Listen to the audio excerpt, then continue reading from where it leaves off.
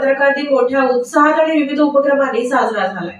विद्यार्थ्यांनी शालेय जीवनापासूनच वृत्तपत्रांचं वाचन चालू ठेवल्यास त्यांना भविष्यकाळात सर्वसामान्य ज्ञानासाठी अधिक फायदा होऊ शकतो, असं प्रतिपादन सोलापूर श्रमिक पत्रकार संघाचे माजी अध्यक्ष आणि ज्येष्ठ पत्रकार दशरथ वडतेले यांनी व्यक्त केले।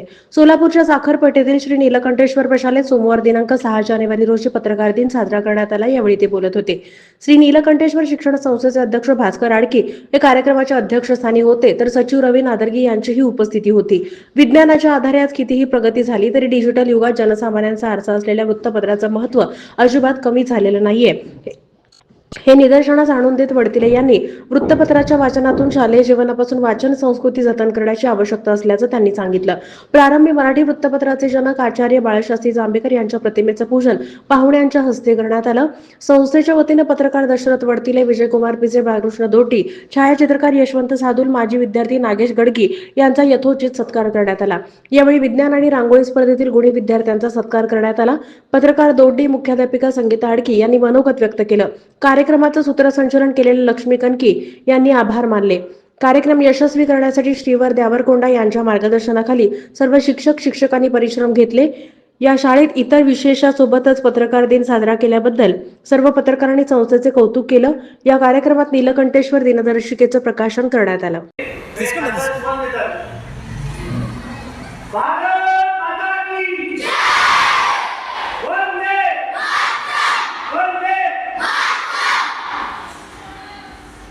उपस्थित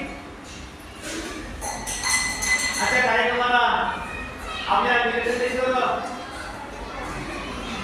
संस्थेचे अध्यक्ष आडकी साहेब, सचिव माननीय नादरगी साहेब, त्याचबरोबर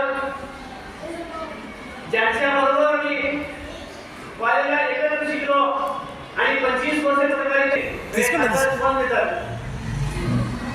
भारत माता की जय, वंदे वंदे। उपस्थित अशा कार्यक्रमाला आपल्या नीलकंठेश्वर संस्थेचे अध्यक्ष आडकी साहेब, सचिव माननीय नादरगी साहेब, त्याचबरोबर ज्यांच्याबरोबर मी कॉलेजला एकत्र शिकलो आणि 25 वर्ष पत्रकारिता केली ते आदर्श पत्रकार माजी मित्र विजयकुमार पिसे,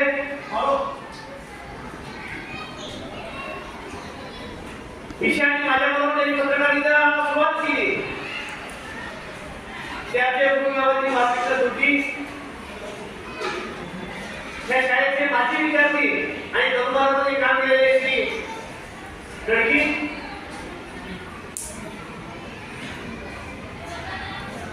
आणि पत्रकारांपेक्षा प्रभावीपणे आपल्या छायाचित्रातून काम करणारे सोलापुरातील महाराष्ट्रातील प्रसिद्ध छायाचित्रकार यशवंत सादुल,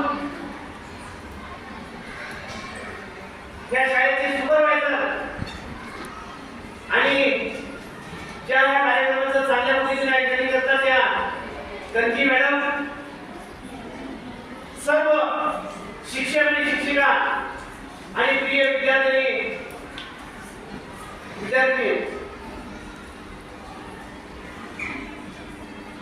आता स्वागत करत असताना कनकी मॅडम सांगत होत्या की आज आपण कशासाठी एकत्र जमलेलो आहोत। आज 6 जानेवारी आहे। बाळशास्त्री जांभेकर हे आमच्या पत्रकाराचे बिंदुकीत आहे।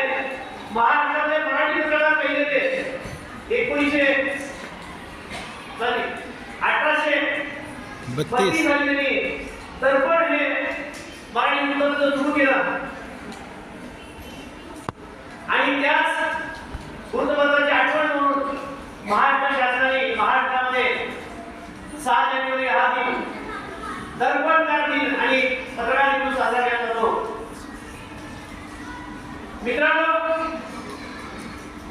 ही व्यक्ती लहान मोठ्या मोठी असल्या या सर्वांचा वर्तमानपत्राशी संबंध येतो आणि वर्तमानपत्र बघितल्याशिवाय आपला दिवस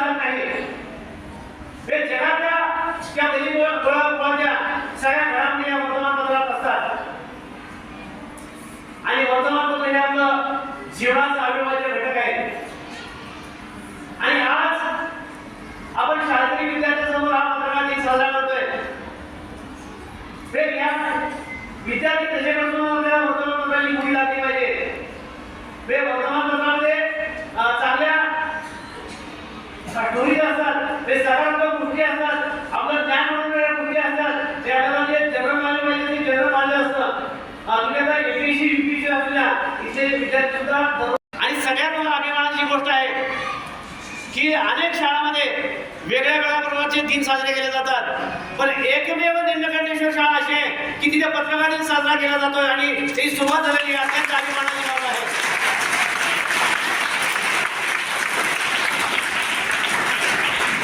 मित्रांनो आणि मैत्रिणींनो, पहिला फोन मला रवी यांचा फोन आला की आमच्या शाळेमध्ये पत्रकार दिन साजरा करायला तुम्ही येणार का? मी आलो समजा, तुम्ही सांगितल्या वेळेला सांगितल्या ठिकाणी मी आलो. मित्रांनो, ही अत्यंत अभिमानाची बाब आहे की ज्याप्रमाणे वेगवेगळे दिन साजरा केले जातात. बाल दिन साजरा केला जातो, महिला दिन साजरा केला जातो, क्रीडा दिन साजरा केला जातो, पण निलकंठेश्वर शाळेने एक आदर्श घालून दिलेला आहे की दरवर्षी सगळ्या शाळांनी, सगळ्या महाविद्यालयांनी पत्रकार दिन साजरा केला पाहिजे आणि तो दिन साजरा करण्याची आवश्यकता आहे. कारण तो पत्रकाराचा सन्मान नाही, पत्रकार दिन का साजरा करतो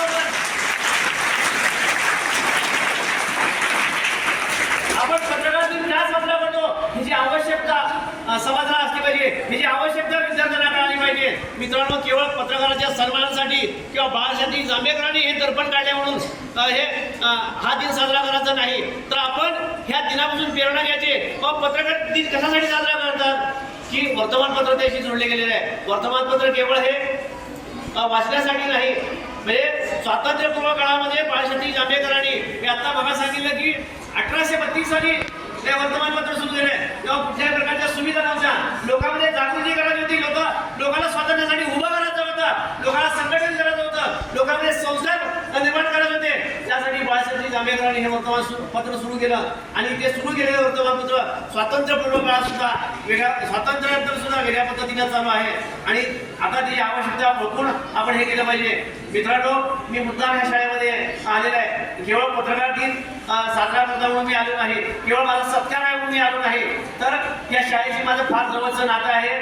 मी पलीकडच्याच चापोत्या गेलेमध्ये माझं बालपण गेलेलं आहे, तिथे मी मोठे झालेलं आहे आणि लहानपणापासून या शाळेशी संपर्कात आहे. आपल्या शाळेचे संस्थापक माझ्या माहितीप्रमाणे सिद्धरामप्पा अच्युतमंडला ते शिक्षण मंडळाचे सभापती होते.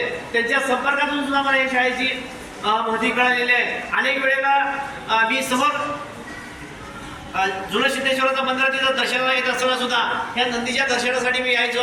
हा पावणारा नंदी आहे.